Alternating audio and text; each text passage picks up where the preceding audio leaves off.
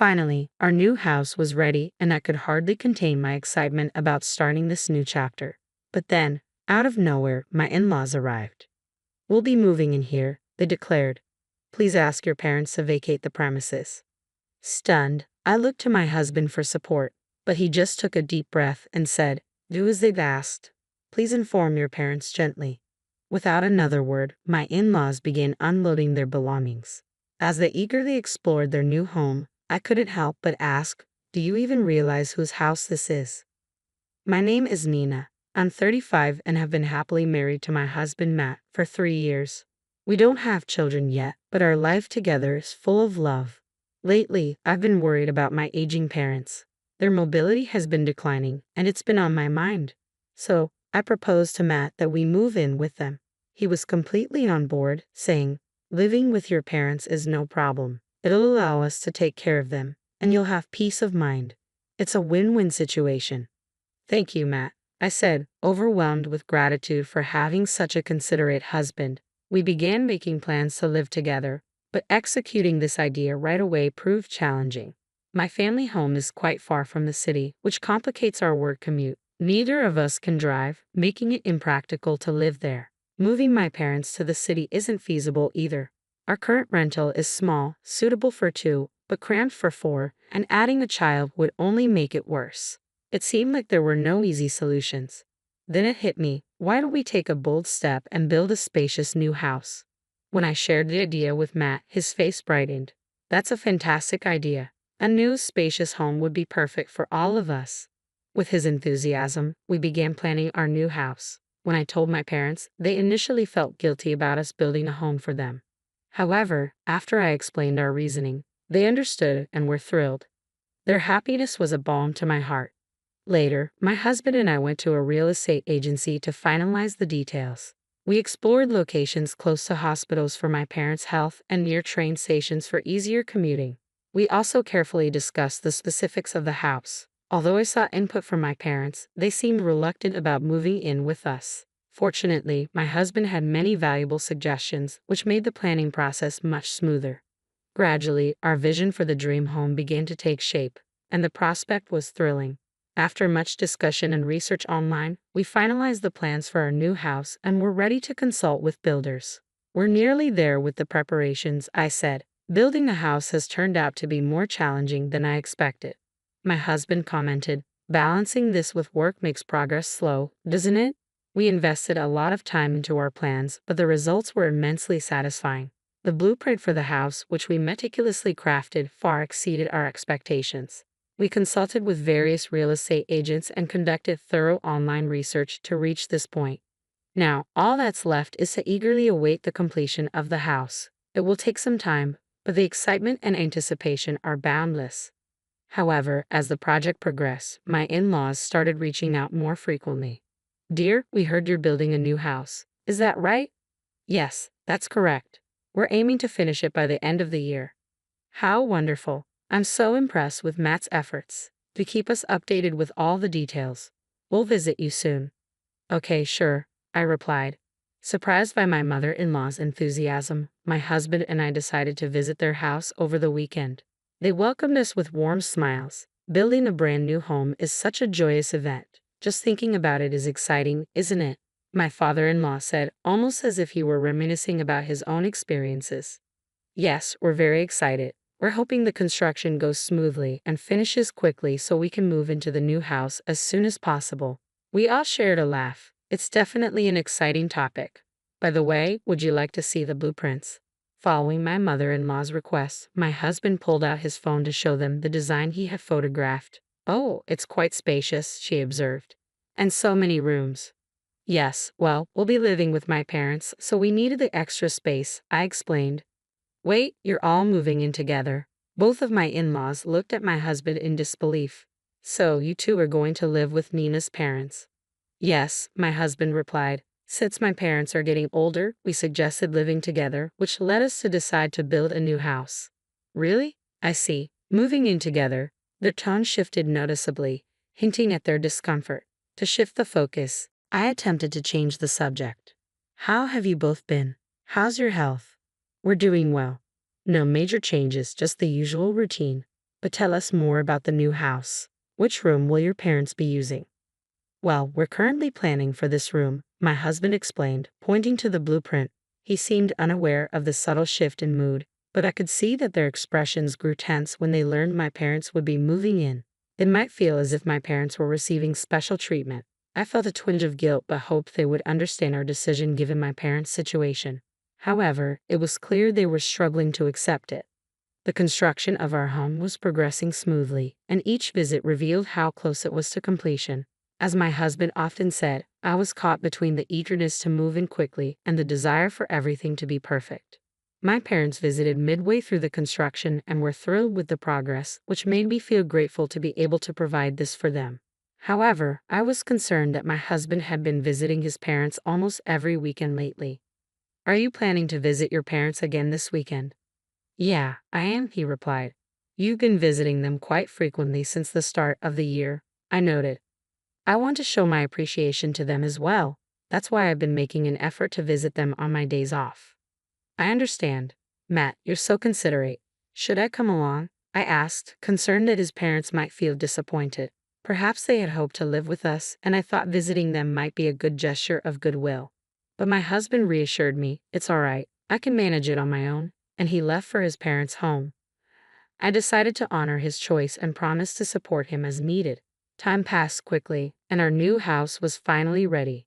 On moving day, we loaded the car with boxes and headed to our new home, brimming with excitement. When we arrived and saw the house, I was so overwhelmed that I couldn't help but exclaim, "Wow, our new home." It marked the start of a new chapter. I began envisioning our life there, cooking while watching my husband and our future child playing in the yard or enjoying a family barbecue. These thoughts only fueled my excitement further. My parents, who were set to move in with us, called to let us know they'd be delayed due to traffic. They told us to go ahead and start settling in, but I said, "We'll wait for you," intending to share the same with my husband. To our surprise, my husband's parents showed up unexpectedly. I was stunned and stared at their car in disbelief. Why are they here? I wondered as they stepped out of the car, smiles wide, and walked towards us. Look at this magnificent house. It's impressive enough to show off to our friends, they said. Yes, it's the house that Matt and I carefully planned, I responded. Nina, you have excellent taste, my mother-in-law added.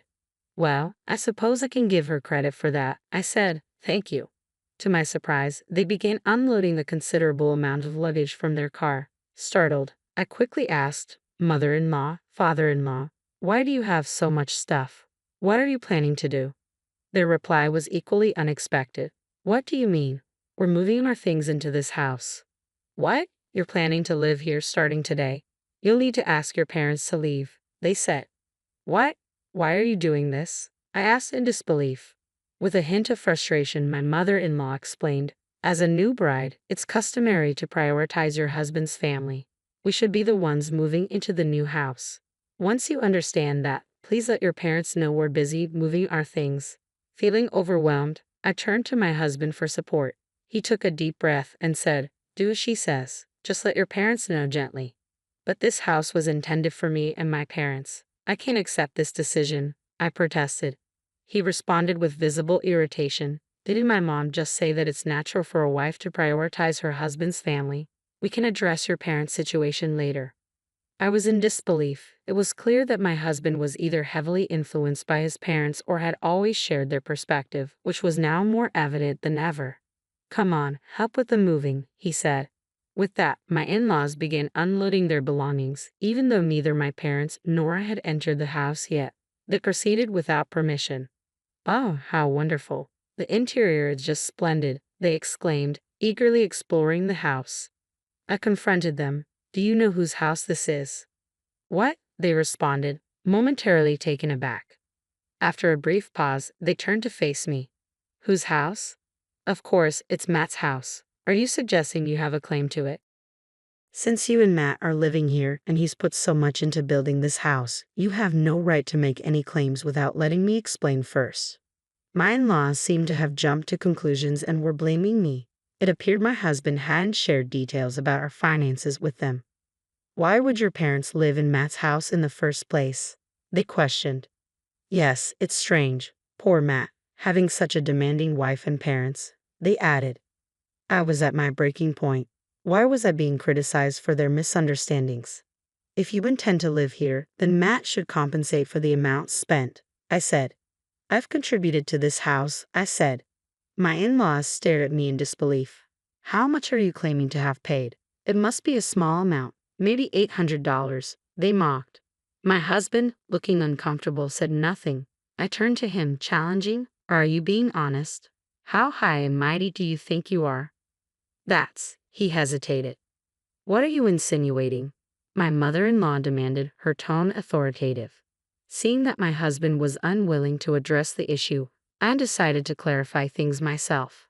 I pay for this house entirely with my savings. If you plan to live here, I expect repayment of $355,000 for the cost of the house. My in-laws were stunned, their mouths agape and eyes wide. They turned to my husband for confirmation. Matt, is this true? Did Nina really buy this house? They asked. My husband nodded slightly. Yes, Nina bought the house. She got a promotion quickly and now earns more than I do. But you've been working for a long time as well. And you graduated from a prestigious university.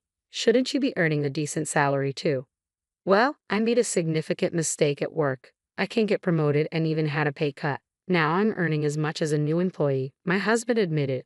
When he revealed this, my in-laws were at a loss for words. We never imagined Matt would be in such a situation. After a moment of silence, their attitude shifted entirely. They began apologizing to me. Nina, we're truly sorry for our earlier comments. We misunderstood everything. Please forgive us and let us stay in this house. What?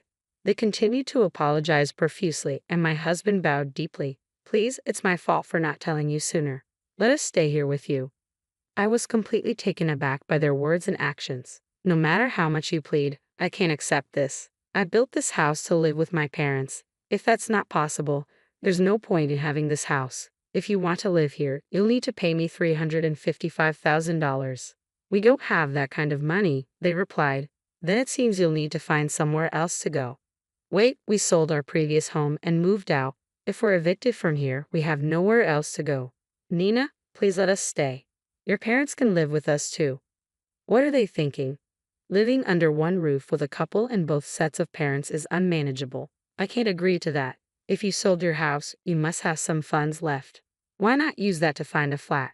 Hearing this, tears welled up in my in-laws' eyes. The truth is, we lost a significant amount in a bad investment. The money from selling our house and our retirement savings went toward paying off that debt.